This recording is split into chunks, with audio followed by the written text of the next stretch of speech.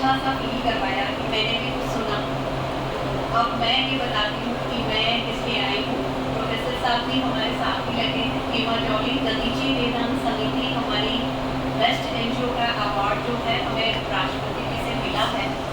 इसमें हम क्या करते हैं कि जब हम अपने जीवन को जी लेते हैं खुशी से, जो भी हमें परमपिता ईश्वर ने दिया है, जितनी भी उम्र उन्होंने दी, लेकिन उसके बाद जो अंत समय आता है, जो हमारे शरीर को जला दिया जाता है, तो उसकी अवेयरनेस के लिए मैं आप सबसे ये बात कर रही हूँ कि मृत्यु के बाद अगर आप जीना चाहते हैं तो अंगदान करें, नेत्रदान करें और देहदान करें।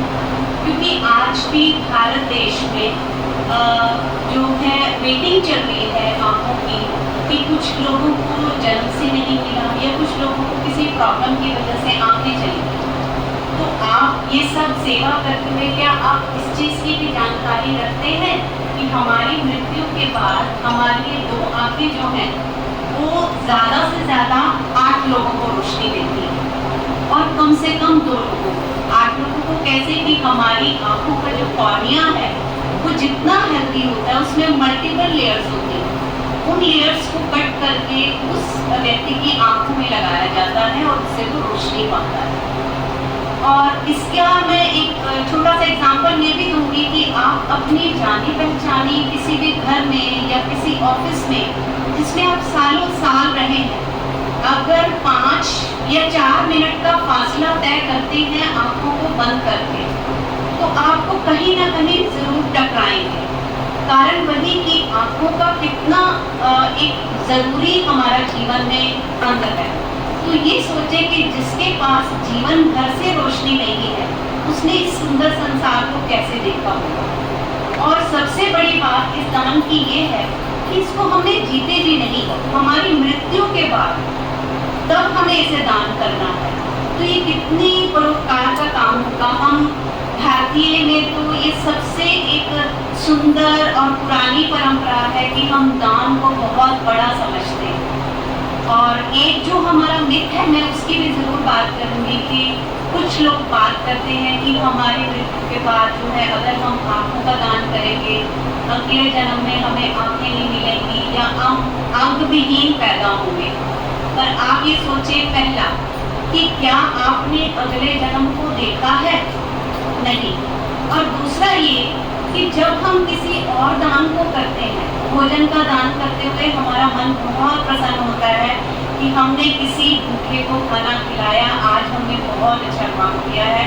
उस खुशी से हम खुद बहुत सरोबार होते रहते हैं, चाहे किसी को बताएं ना बताएं पर मन प्रसन्न रहता है।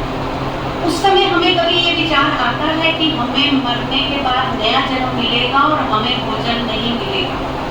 वस्त्र का दान करते हैं तो उससे मन बहुत प्रसन्न होता है कि आज हमने किसी जरूरतमंद का शरीर ढका है।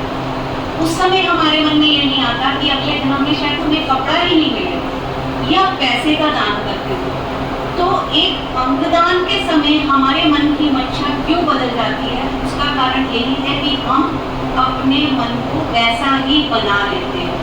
तो मेरा कहना है कि आप सब इस बात को अपने मन से करें, मन से सोचें कि दान तो परमात्मा को सबसे प्रिय है और जब हम ये दान करके जाएंगे तो अगला जन्म तो शायद मुझे लगता है कि प्रभु देंगे ही नहीं, कि इतना बड़ा दान करने वाले को तो वो अपने पास ही बिठा लेंगे। और उसके बाद एक अंगदान है और अंगदान से भी एक व्यक्ति के अंगदान से 7 लोगों को जीवन मिलता है, वो भी बहुत महत्वपूर्ण है।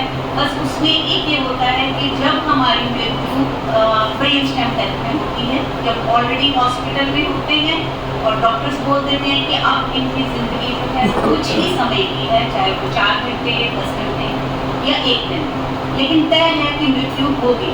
उस समय पे अंगदान का हम डिसीजन ले सकते हैं परिवार वाले।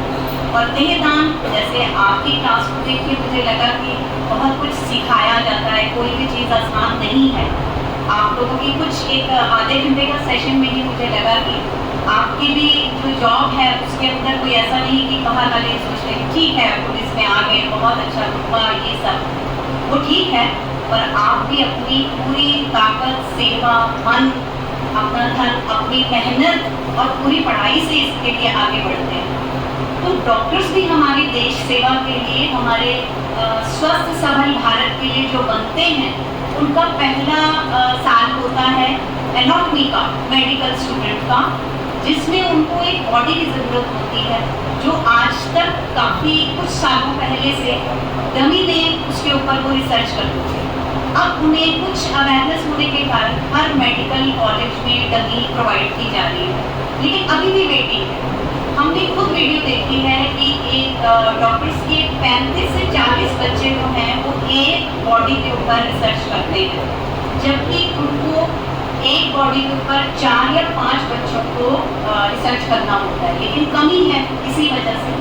तो बॉडी डोनेशन भी बहुत महत्वपूर्ण है। अगर जल जाना है या जल में बहा देना है या दबा देना है, तो मेरा मानना है कि अगर उस देह को दान करके जाते हैं, हम अपने देश के लिए, मानवता के लिए ये कार्य करके जाते हैं, तो इससे बड़ा कोई उपकार का कार्य नहीं है। तो मेरा आप सबसे निवेदन है, आप इस बारे में भी ज़रूर सोचें, क्योंकि आप देश की सेवा में लगे हैं, तो आप मानवता को ज़्यादा पहचानेंगे। हमारे जो संस्था है उसमें एक फॉर्म है,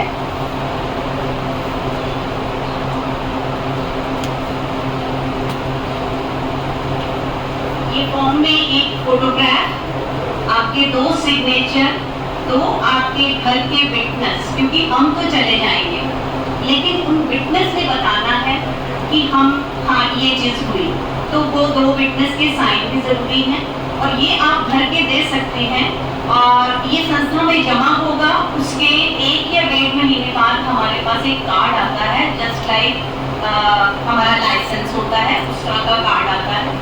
उसमें आपका फोटो और आपकी विश लगी होती है, लिखी होती है, और दूसरी साइड पे उसकी 4 फ़ोन नंबर्स 24x7 रहते हैं, जो आपका जब वो समय आता है तो हमारे परिवार का कोई भी व्यक्ति उस पर एक कॉल करता है, तो सारा काम दरीची की टीम और मेडिकल टीम आकर करती है।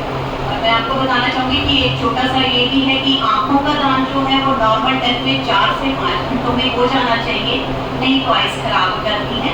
और बॉडी डोनेशन का नॉर्मल टाइम 9 से 10 घंटे है, बाकी अगर किसी का कोई बाहर रहता है तो उस हिसाब से बॉडी को फ्रीज करा दिया जाता है। मेरा आप सबको बहुत बहुत आपकी आगे आने वाली सेवा और कार्य के लिए अभिनंदन और शुभकामनाएं। धन्यवाद।